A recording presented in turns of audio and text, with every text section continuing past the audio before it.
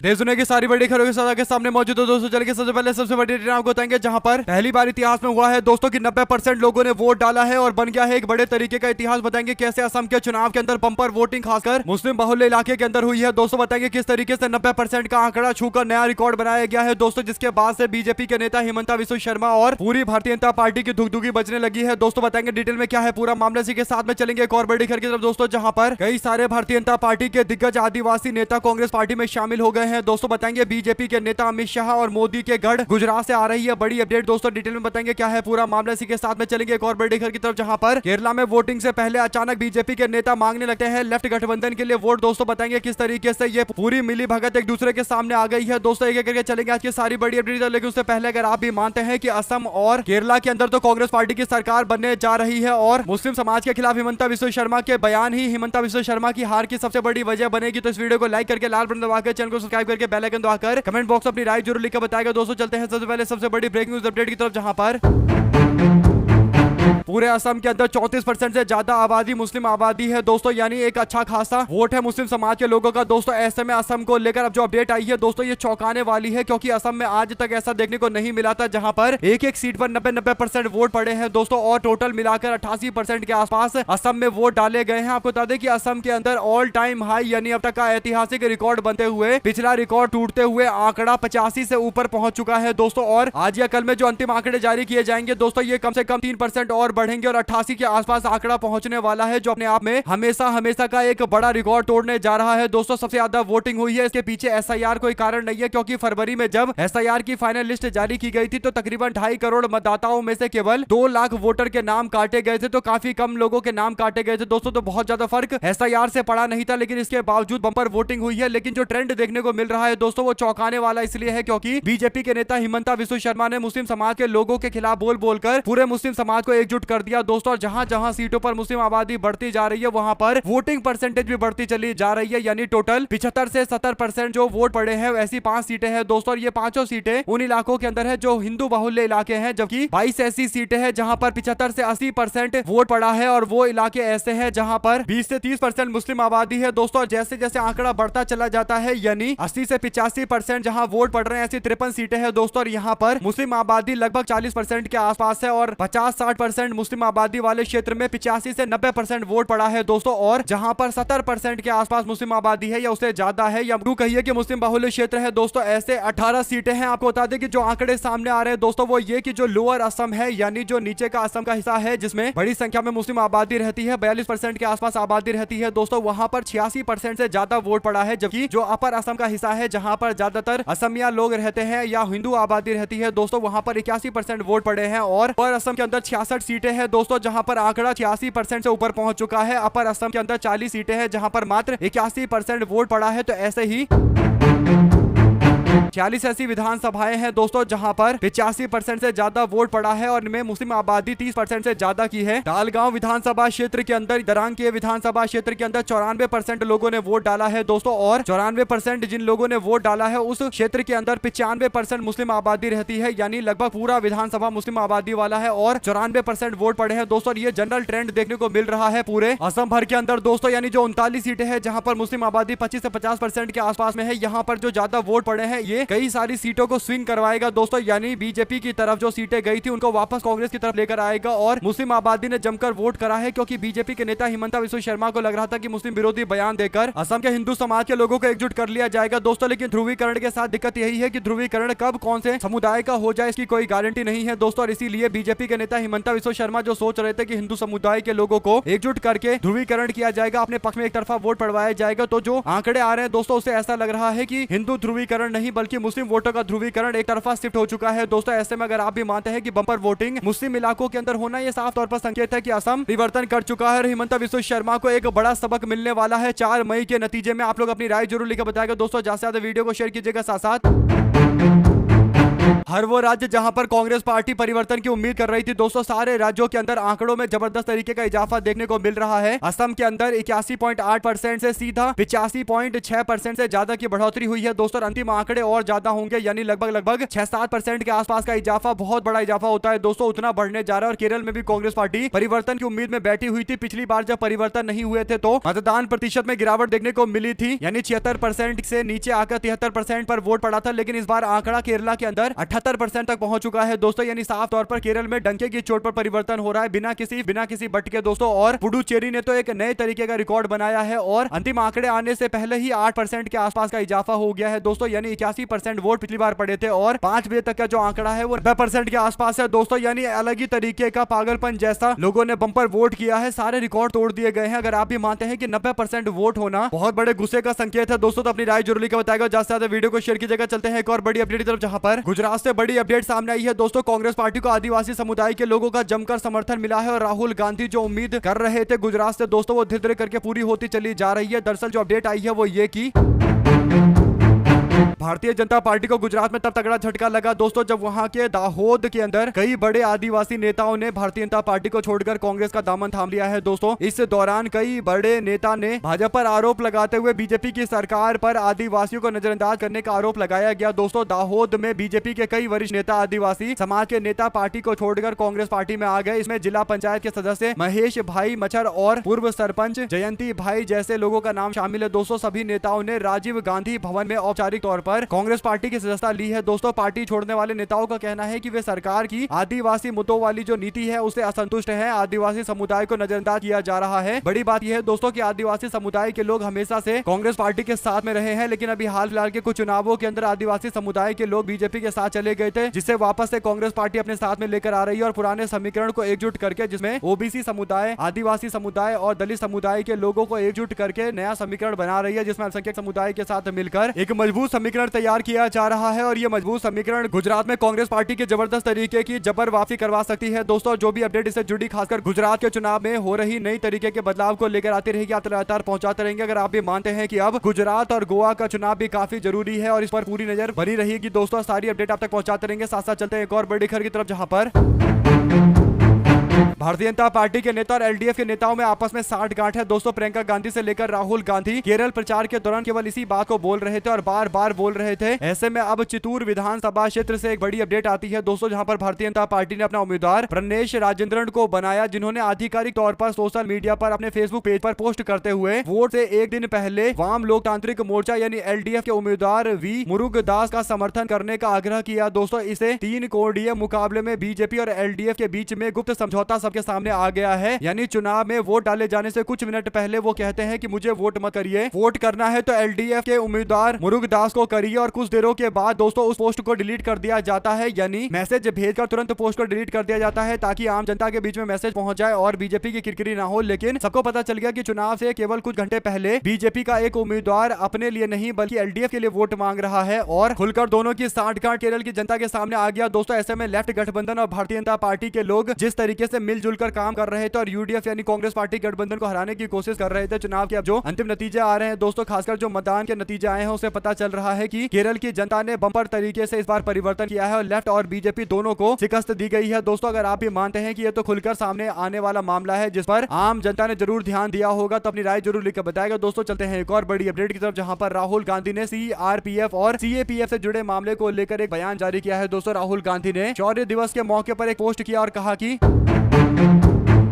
CRPF के शौर्य दिवस पर फोर्स के हमारे साहसी और वीर जवानों को हार्दिक बधाई और सादर नमन। आपका साहस और बलिदान हर दिन हमारे देश की रक्षा करता है। आप सीमाओं पर तैनात रहकर देश को सुरक्षित करते हैं, आतंकवाद और नक्सलवाद से लोहा लेते हैं और लोकतंत्र के सबसे बड़े उत्सव यानी चुनाव के उत्सव को चुनावों को शांतिपूर्ण और सुरक्षित तरीके से कराते हैं। लेकिन सच्ची श्रद्धांजलि केवल शब्दों से नहीं होती बल्कि वर्षों के त्याग, तपस्या और सेवा के बावजूद। सीएपीएफ के जवानों को न तो समय से प्रमोशन मिलता है, न ही अपनी ही फोर्स का नेतृत्व करने का अधिकार मिलता है, क्योंकि शीर्ष पद फोर्स से बाहर के लोगों को दिया जाता है, यानी जो बड़े बड़े पोस्ट हैं सीएपीएफ के उनमें बड़े बड़े लोगों को और खासकर बाहर से लोगों को भेजा जाता है, खासकर आईपीएस अधिकारियों को भेजा जाता है। दोस्तों राहुल गांधी ने कहा कि सीएपीएफ के जवान विशेष प्रशिक्षण यानी उनको एक स्पेशल ट्रेनिंग होती है, जमीनी अनुभव होता है और गहरी रणनीतिक समझ होती है, इसलिए राष्ट्रीय सुरक्षा के नजरिए से देखे तो ये जरूरी है कि ये जो सीएपीएफ जैसी फोर्स होती है उसका नेतृत्व सिस्टम से आने वाला कोई व्यक्ति करे, यानी सीएपीएफ का कोई व्यक्ति सीएपीएफ का हेड बने, बाहर से किसी आईपीएस को लाकर हेड नहीं बनाना चाहिए। नेतृत्व के अवसरों से सीएपीएफ के लोगों को वंचित किया जा रहा है। वेतन, कल्याण और सम्मान से जुड़े लंबे समय से लंबित मामलों को लेकर यह संस्थागत अन्याय और अन्य जवानों के मनोबल को ठेस पहुंचाता है जो अपना जीवन देश की सुरक्षा के लिए समर्पित करते हैं। ये सिर्फ कैरियर का सवाल नहीं है बल्कि न्याय और सम्मान का मुद्दा है। मैं और कांग्रेस पार्टी आपको पूरा आदर और आपसे मोहब्बत करते हैं और मैं ये मानता हूं कि अपने फोर्सेस यानी अपनी सेना को हम पूरी तरक्की कराए और शीर्ष का जो नेतृत्व है वो सीएपीएफ के लोगों को मिलना चाहिए। हमारी सरकार आते ही ये भेदभाव वाली जो व्यवस्था है उसको समाप्त किया जाएगा और सीएपीएफ के जवानों को उनका पूरा अधिकार दिया जाएगा। देश आप वीरों का ऋणी है, अब समय आ गया है आपके साथ न्याय करने का। कुछ दिनों पहले संसद भवन के अंदर अमित शाह ने कानून पास किया था दोस्तों, जिसके बाद से विरोध जारी है और राहुल गांधी इस विरोध की बात को और ज्यादा समर्थन कर रहे हैं दोस्तों, और कहीं ना कहीं कह रहे हैं कि सरकार बनेगी तो हम कानून को फाड़कर फेंक देंगे और सीएपीएफ के लोगों को न्याय दिलवाएंगे, यानी सीएपीएफ के लोग जो सीनियर लोग हैं उनको बड़े बड़े पोस्ट पर भेजा जाएगा। साथ साथ दोस्तों मध्य प्रदेश के उज्जैन के अंदर सड़क की नपी के दौरान विवाद हो गया दोस्तों। बीजेपी के नेता और कांग्रेस पार्टी के नेता के बीच में जमकर झड़प हो गई दोस्तों, जिसके बाद पुलिस को बल का उपयोग करना पड़ा और इसी को जैसे तैसे संभालना पड़ा। उज्जैन के पीपली नाका क्षेत्र के अंदर उस समय स्थिति तनावपूर्ण हो गया दोस्तों, जब सड़क के चौड़ीकरण की नपी के दौरान टीम के सामने दो पार्टी के लोग आपस में भिड़ गए, यानी कांग्रेस के नेता अशोक भाटी और बीजेपी के पार्षद बब्बर भाटी के बीच में विवाद शुरू हो गया। देखते ही देखते मामला हाथापाई पर पहुंच गया दोस्तों, पथराव में तब्दील हो गया। इसके बाद पुलिस वालों को जैसे तैसे हालात को काबू में करना पड़ा और नपी के दौरान आपस में विवाद हो गया था। उज्जैन विकास प्राधिकरण और नगर निगम की संयुक्त टीम मौके पर पहुंची थी और सेंट्रल लाइन की नपी के दौरान का ये पूरा विवाद है दोस्तों। इसी के साथ में चलते हैं एक और अपडेट की तरफ, जहां पर मध्य प्रदेश के पड़ोसी राज्य उत्तर प्रदेश के अंदर भी फतेहपुर के अंदर जनपद में सड़क निर्माण के भूमि पूजन कार्यक्रम के दौरान उस समय माहौल गर्मा गर्मी वाला हो जाता है, जब बीजेपी और समाजवादी पार्टी के विधायकों के बीच में मंच पर ही तीखी कहासुनी हो जाती है। इस घटना का वीडियो सोशल मीडिया पर वायरल हो रहा है दोस्तों, जिससे राजनीतिक गलियारों में हलचलें तेज हो गई है। बताया जा रहा है कि खागा और हुसैनगंज क्षेत्र के अंदर एक सड़क बनाई जा रही है, प्रस्तावित सड़क बनाई जा रही है, उसके निर्माण कार्य के लिए भूमि पूजन हो रहा था। कार्यक्रम में खागा के विधायक कृष्णा पासवान यानी बीजेपी के नेता और हुसैनगंज के विधायक उषा मौर्य सपा के नेत्री दोनों यहाँ पर आए हुए थे। इस दौरान पूजा को लेकर दोनों के बीच में विवाद हो जाता है। जो वहाँ पर लोग मौजूद थे दोस्तों वो कहने लगे कि बीजेपी के विधायक कृष्णा पासवान ने कहा कि ये मेरा क्षेत्र है, मैं यहाँ पर पूजा करूंगी, और इसके बाद समाजवादी पार्टी के विधायक उषा मौर्य ने कहा कि नहीं ये मेरा क्षेत्र है, मैं यहाँ पर पूजा करूंगी, शिलान्यास करूंगी, और इसके बाद दोनों विधायकों को आमंत्रित करने पर सवाल खड़ा हो गया दोस्तों, और दोनों में तीखी नोकझोंक देखने को मिली है। कुल मिलाकर विकास काम को लेकर भी आपस में जमकर कहासुनी देखने को मिल रही है, क्योंकि अब समय आ चुका है चुनाव का दोस्तों, और नेताओं को लग रहा है कि जो पूजा करेगा उसी का उद्घाटन माना जाएगा, और इसीलिए आपस में बहसा बहसी देखने को मिल रही है दोस्तों। अगर आप भी मानते हैं कि ये तो और ज्यादा बढ़ने वाला है, 2027 के विधानसभा चुनाव के मद्देनजर सारे नेता काम का क्रेडिट लेने के लिए इसी तरीके से आपस में भिड़ते रहेंगे, तो लिखकर जरूर बताएगा। साथ साथ दोस्तों बीजू जनता दल के वरिष्ठ नेता डॉक्टर सस्मिता पात्रा ने राज्यसभा के चुनाव के संसदीय नेता के पोस्ट से इस्तीफा दे दिया है दोस्तों। पार्टी के सुप्रीमो और पूर्व मुख्यमंत्री नवीन पटनायक ने डॉक्टर सस्मिता पात्रा के राज्यसभा में पार्टी के संसदीय नेता के पोस्ट से इस्तीफे को स्वीकार कर लिया है, और नवीन पटनायक ने इस्तीफा स्वीकार करते हुए आधिकारिक बयान दिलवाया है दोस्तों, जिसमें बीजू जनता दल ने कहा कि नवीन पटनायक के कहने पर यह इस्तीफा दिया गया है और डॉक्टर सस्मिता पात्रा वरिष्ठ नेता है, और देखना यह होगा कि क्या किसी और को जिम्मेदारी दी जाती है, नेता विपक्ष की जिम्मेदारी दी जाती है, क्योंकि राज्यसभा चुनाव के दौरान जबरदस्त घमासान देखने को मिला था दोस्तों। उड़ीसा के अंदर भारतीय जनता पार्टी में कई सारे विधायक चले गए थे बीजू जनता दल के, तो बीजू जनता दल अब पूरी तरीके से ऐसा लग रहा है कि नवीन पटनायक के कंट्रोल से बाहर जा रही है दोस्तों, और कहीं ना कहीं नवीन पटनायक इसी कंट्रोल को बचाने की कोशिश कर रहे हैं। अब देखना यह होगा कि क्या कोई नया नेता बनाएंगे या फिर आने वाले विधानसभा चुनाव को लेकर तैयारी चल रही है। आप लोग अपनी राय जरूर लेकर बताएगा। साथ साथ चलते हैं एक और बड़ी अपडेट की तरफ दोस्तों, जिसमें पश्चिम बंगाल के अंदर मालदा जिले में वोटर लिस्ट से जुड़े काम में गए न्यायिक अधिकारी को भीड़ ने घेर लिया था दोस्तों। इस गंभीर मामले में सुप्रीम कोर्ट ने खुद संज्ञान लिया और 6 अप्रैल 2026 को एनआईए की जांच करने की इजाजत दी गई दोस्तों, यानी एनआईए से जांच करने के लिए बोला गया। 8 अप्रैल को एनआईए ने 12 एफआईआर दर्ज की। मालदा जिले के 7 न्यायिक अधिकारियों को बंधक बनाए जाने से जुड़ा हुआ पूरा मामला है दोस्तों। जब ये अधिकारी अपना काम कर रहे थे तब कुछ लोगों ने उन्हें घेर लिया, यानी इसके आसपास भीड़ इकट्ठा हो गई और ऐसा कहा जाने लगा कि अधिकारियों को परेशान भी किया गया। हालांकि बाद में जैसे तैसे निकाला गया, लेकिन सवाल सबसे बड़ा यह है कि क्या जानबूझकर ये पूरा प्रायोजन किया गया था। इस मामले को लेकर अब 12 एफआईआर दर्ज होने के बाद बाद जांच पड़ताल को और तेज कर दिया गया है। दोस्तों पश्चिम बंगाल के मालदा में अधिकारियों के घेराव के मामले को लेकर एनआईए की एंट्री हुई और 12 एफआईआर दर्ज करने के बाद जांच पड़ताल के लिए मालदा पहुंच गई है एनआईए की टीम। दोस्तों साथ ही साथ गुजरात के अंदर पुलिस प्रशासन और पूरा तंत्र किस तरीके से काम करता है दोस्तों, इसका एक जीता जागता उदाहरण आया है। गुजरात में स्थानीय निकाय चुनाव की सरगर्मियां तेज है। ऐसे में अरावली जिले से एक बड़ी अपडेट आती है दोस्तों, जहां पर 2006 बैच के आईपीएस अधिकारी मनोज निनामा अब जनता की सेवा छोड़कर राजनीति में उतर रहे हैं। मनोज निनामा ने पुलिस विभाग से इस्तीफा देने के बाद औपचारिक रूप से तुरंत बीजेपी ज्वाइन कर ली है। दोस्तों मनोज निनामा अब भारतीय जनता पार्टी से जुड़कर जिला पंचायत का चुनाव लड़ सकते हैं। सूत्रों के मुताबिक मनोज निनामा अपने गृह क्षेत्र भिलोड़ और शामलाजी से चुनावी मैदान में उतर सकते हैं दोस्तों, यानी भाजपा सरकार में काम कर रहे थे, इस्तीफा देने के बाद अब बीजेपी के टिकट पर ही चुनाव लड़ेंगे। तो इससे पता चल रहा है कि इन्होंने अपने जीवन के कामकाज के दौरान यानी जो का कार्यकाल था उसमें उन्होंने इतना कुछ बीजेपी के लिए किया गया होगा दोस्तों, क्योंकि जब इनको पता है कि भारतीय जनता पार्टी ज्वाइन करेंगे तो फिर कोई अधिकारी किसी पार्टी के लिए फिर पूरी तरीके से समर्पित ही होगा। इस बात की पूरी आशंका है दोस्तों। ऐसे में ऐसे व्यक्तियों की जांच होनी चाहिए कि इन्होंने जो फैसले लिए उसमें कितने फैसले बीजेपी को फायदा पहुंचाने वाले लिए गए, क्योंकि इस्तीफा देकर बीजेपी ही ज्वाइन कर रहे हैं। आप लोग अपनी राय जरूर लिखकर बताएगा दोस्तों। चलते हैं एक और अपडेट की तरफ, जहां पर भारतीय जनता पार्टी जिस पार्टी का समर्थन लेती है दोस्तों उसको खत्म करने में कोई कोर कसर नहीं छोड़ती है। अब जो बड़ी अपडेट सामने आती है वो तिपरा मोथा पार्टी से जुड़ी हुई है, जिसने बीजेपी को खुलकर सपोर्ट किया दोस्तों, लेकिन आज उनकी पार्टी को तोड़ने की पूरी कोशिश चल रही है। अब जो अपडेट है वो ये की भारतीय जनता पार्टी पर हमला तेज करते हुए तिपरा मोथा पार्टी के नेता प्रद्योत किशोर देव वर्मा ने मुख्यमंत्री मणिक साहब पर निशाना साधते हुए कहा कि वो हताश हो चुके हैं और स्थानीय भाजपा के नेतृत्व के एक वर्ग पर राजनीतिक लाभ के लिए अपनी पार्टी में फूट डालने का प्रयास करने का आरोप लगा रहे हैं। तिपरा मोथा पार्टी के नेता प्रद्योत देव वर्मा दोस्तों, प्रद्योत देव वर्मा राजा कहे जाते हैं त्रिपुरा के और इनको आदिवासी समाज के लोग बंपर समर्थन करते हैं दोस्तों। ऐसे में लौंग थराई घाटी के होकुट विसा मैदान में एक चुनावी रैली को संबोधित करते हुए पत्रकारों से बात करते हुए देव वर्मा ने मुख्यमंत्री की हालिया टिप्पणी को खारिज करते हुए सुझाव दिया था कि वे राजनीतिक हताशा से ऐसी बयान दे रहे हैं, बौखलाहट वाला बयान दे रहे हैं। उन्होंने कहा कि मुख्यमंत्री साहब की उम्र का सम्मान करता हूं, सीधे तौर पर प्रतिक्रिया देने से परहेज करूंगा, लेकिन उन्होंने ये स्पष्ट कर दिया है कि ऐसे बयान तथ्यों के बजाय निराशा को दर्शाते हैं। एक व्यापक राजनीतिक आरोप लगाते हुए टीपीआरए तिपरा मोथा पार्टी के प्रमुख ने आरोप लगाया कि राज्य में बीजेपी के कुछ नेता उनकी पार्टी को कमजोर करने की कोशिश कर रहे हैं। हालांकि दोस्तों समर्थन तो फिर भी तिपरा मोथा पार्टी के लोग यानी प्रद्योत देव वर्मा जो जमकर बीजेपी को सपोर्ट कर रहे थे दोस्तों, आरोप लगा रहे कि उनकी पार्टी को तोड़ने की बड़ी साजिश चल रही है। सबको पता है कि जो बीजेपी का साथ देता है अंत में उसको पछताना ही पड़ता है दोस्तों। तिपरा मोथा पार्टी के लोग नए आए हैं, इनको पता चला है जाकर कि भारतीय जनता पार्टी को सपोर्ट नहीं करना चाहिए, वरना बीजेपी उसी पार्टी को पहले निपटाती है जो बीजेपी को किसी राज्य में लेकर जाती है। तो अब भारतीय जनता पार्टी त्रिपुरा के अंदर 10 सालों से सरकार में है, तो वो पूरी कोशिश में लगी हुई है कि उन पार्टियों को जो बची हुई पार्टियां उनको भी धीरे धीरे करके साइडलाइन कर दिया जाए। आप लोग अपनी राय जरूर लिखकर बताएगा दोस्तों। चलते हैं एक और बड़ी खबर की तरफ, जहां पर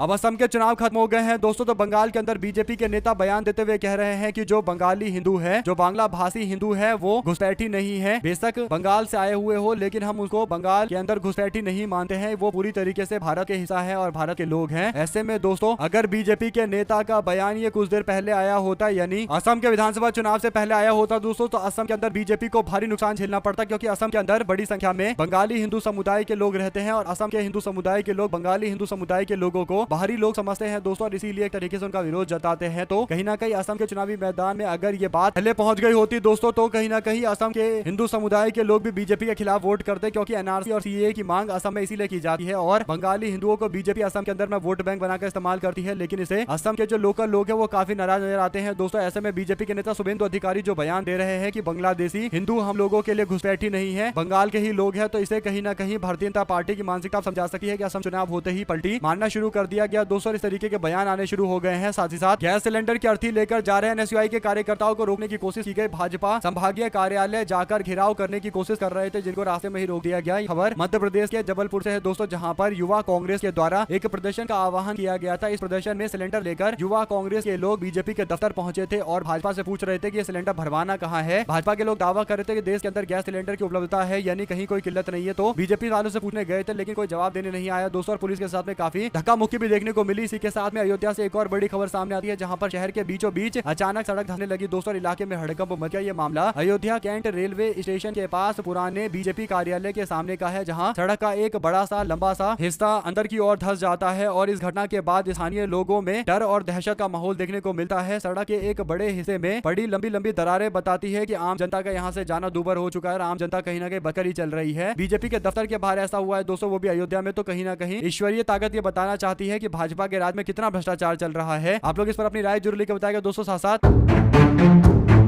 केरल के पलक्कड़ के अंदर भारतीय जनता पार्टी के नेता पैसे बांटने के आरोप में पकड़े गए हैं। दोस्तों आपको बता दें कि पलक्कड़ से बीजेपी के उम्मीदवार पर पैसे बांटने का आरोप लगा। चुनाव आयोग ने जांच शुरू कर दी है। ये अपडेट है भारतीय जनता पार्टी की उम्मीदवार शोभा सुरेंद्रन से जुड़ा हुआ। दोस्तों सुरेंद्रन ने इन दावों को खारिज करते हुए षड्यंत्र बताया है। उन्होंने कहा कि मेरे ऊपर झूठे आरोप लगाए जा रहे हैं, जबकि वीडियो भी जारी करते हुए लोगों ने बताया कि टेलीविजन पर वीडियो में दिखाई दे रहा है कि ये जा जाकर पैसे बांट रही है। और केसी वेणुगोपाल ने खुद इस बात की जानकारी दी। उन्होंने कहा कि बीजेपी के उम्मीदवार पलक्कड़ में जाकर पैसे बांट रहे हैं और इनको अभी तक चुनाव आयोग ने रोका नहीं है। चुनाव आयोग ने कोई मजबूत कार्रवाई नहीं है, जो काफी ज्यादा गंभीर मामला है। आप लोग इस पर अपनी राय जरूर लिखकर बताएगा दोस्तों। ज्यादा से ज्यादा वीडियो को शेयर कीजिएगा ताकि पल पल की पूरी अपडेट आप लोगों तक लगातार आगे भी इसी तरीके से पहुंचती रहे। आप लोग देख रहे थे आपका अपना चैनल जय हिंद जय भारत। ज्यादा से ज्यादा वीडियो को शेयर कीजिएगा, आगे भी अपडेट आप तक पहुंचाते रहेंगे दोस्तों। क्या असम के अंदर हो चुका है खेला या फिर होगा कुछ और, जो भी आपको लगता है लिखिएगा जरूर। बहुत